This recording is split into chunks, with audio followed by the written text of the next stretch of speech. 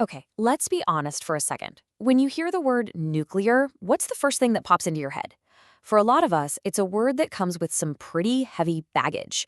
But what if I told you that the very same power we often connect with destruction can be harnessed with unbelievable precision to see inside our own bodies and even to heal us? Today, we're diving deep into that fascinating world where physics and medicine collide. It really feels like a paradox, doesn't it? How can this thing we're always told to avoid at all costs be a cornerstone of modern medicine? Well, that's the big question we're tackling today. And the answer, it turns out, is all about control, dosage, and a really, really deep understanding of how to use the atom as both a messenger and a weapon for good. So, let's kick things off with the first superpower of medical radiation: its ability to give us a kind of vision that goes way beyond what any normal camera or even an X-ray can show us. We're talking about seeing the invisible, the complex biological dances happening inside our bodies at this very moment. And the field that makes all this happen? It's called nuclear medicine. Now, the key phrase here is small amounts of radioactive materials. These are called radiopharmaceuticals, and you can think of them as tiny biological spies. They're specifically designed to travel to one particular part of your body and then send back intel on how it's actually functioning. So how do these little spies actually send back their reports? Well, it's this incredibly clever three-step process. First, the spy, the radiopharmaceutical, is introduced into the body, usually just with an injection. Second, it travels through your system until it reaches its target organ, say your heart, and then it starts sending out signals. These signals are gamma rays. And finally, these really sophisticated gamma cameras outside the body pick up those signals, and a computer translates all that data into a living picture of what's happening. It shows function, not just structure. Now, you might be wondering, why gamma rays? Of all the things to use, why them? Well, it turns out they are the perfect messengers for this job. For one, they're strong enough to pass right out of the body so the cameras can see them. But they do it cleanly, without causing a lot of damage on their way out. And, maybe most importantly, their energy can be fine-tuned to create unbelievably clear, high-resolution images. Okay, so we've got the message, gamma rays, but we still need the right messenger to actually carry it. And you can't just use any old radioactive element. No, scientists are always on the hunt for the perfect biological spy for each specific mission. And what does the job description for one of these ideal spies look like? Well, the qualifications are pretty strict. You need a short half-life, so it does its job and then gets out of the system quickly. Ideally, it should emit only gamma rays to keep the patient's radiation dose as low as humanly possible. Of course, it has to be easy to make and get to hospitals, and its energy needs to be in that perfect sweet spot for the cameras to detect. It's a tough list of requirements to meet. So, is there an isotope out there that actually fits this ridiculously specific job description? Oh, you bet there is. Everybody, meet the undisputed champion, the workhorse of nuclear medicine, technetium-99m.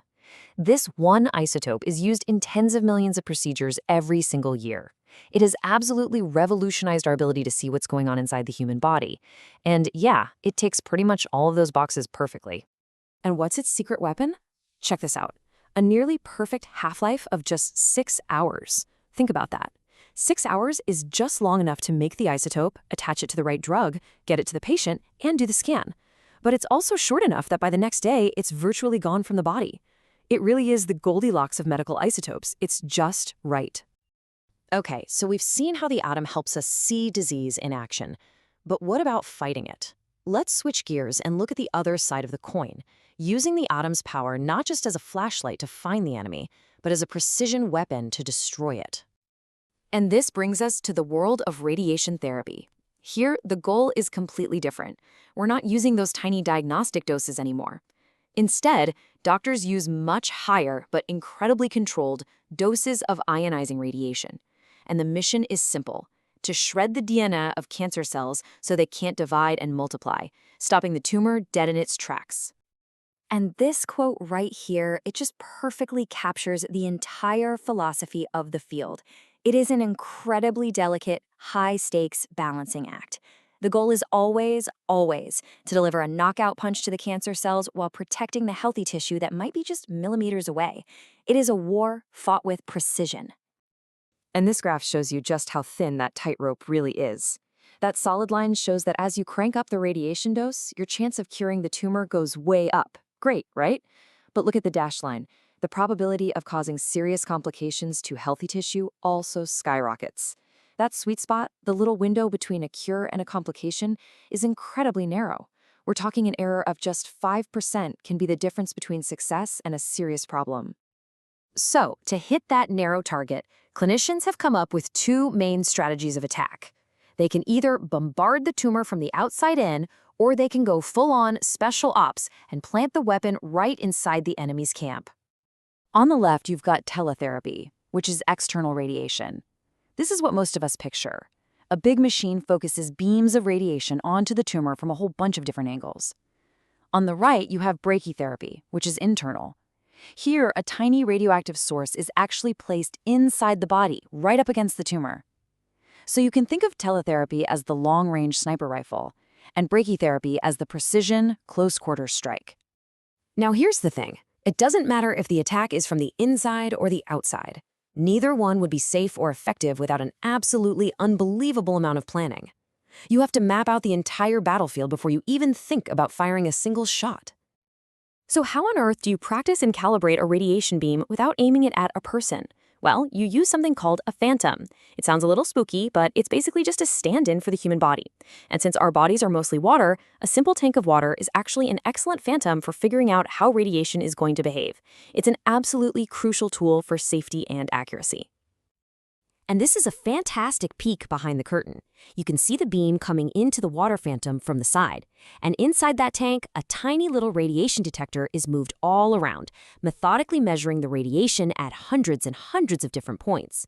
This whole process builds an incredibly detailed 3D map of exactly where all that energy is going. And the result of all that painstaking mapping? You get these isodose curves.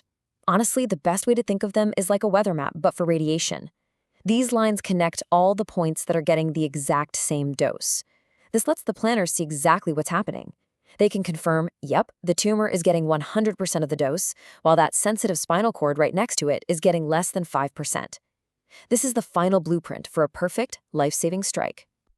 So when you step back and look at the whole picture, we've taken this mysterious, powerful force and turned it into a finely tuned instrument of healing. It's one of the truly great achievements of the last century. And it really makes you wonder, doesn't it? As our technology gets even more precise and our understanding gets even deeper, what's next? What diseases that are totally invisible or untreatable today will we be able to see, target, and conquer tomorrow?